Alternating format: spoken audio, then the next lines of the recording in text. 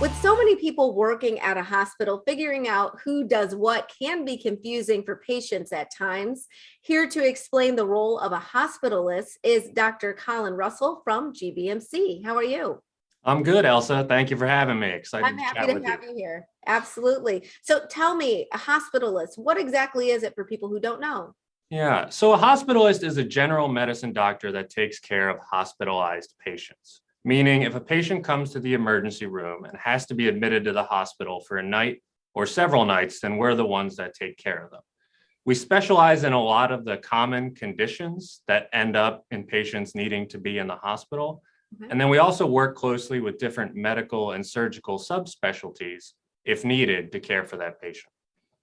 So what types of qualifications does a hospitalist need?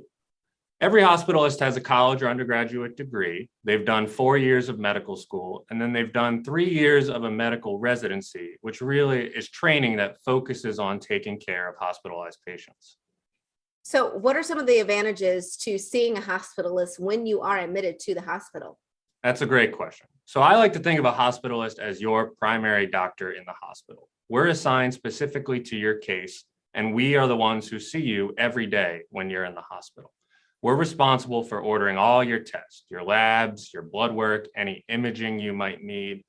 We're responsible for ordering all your medications, and we are the ones, again, that coordinate with different subspecialties if needed. And then really the joy of the job is we then get to synthesize all that information, create a plan for you during your hospital stay, and communicate that with you, your family, or anyone else who may be involved in your care so that everyone's on the same page moving forward and we have a plan to get you better. It is nice to have that centralized with one person so that all that information is sort of funneled through. I'm wondering sometimes, people can be discharged, but then readmitted. So if they are readmitted for any reason, will they get the same hospitalist or would it be somebody else?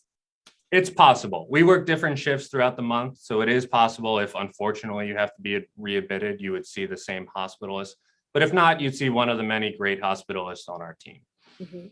And I imagine that if you were already there, that those hospitalists, they probably do talk to each other. Oh, yes. That We would talk to each other.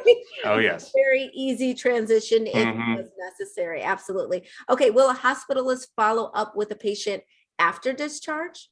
No, so we only take care of patients when they're in the hospital, but we do, part of our job is working closely with their primary care physician or outpatient doctor to make sure they know, what they were treated for, what new medications they might be on, and anything to follow up on in the plan moving forward. So again, everyone's on the same page and they can keep getting better when they leave the hospital. Make that a seamless transition. Absolutely. Well, we know we can always get more information by visiting gbmc.org.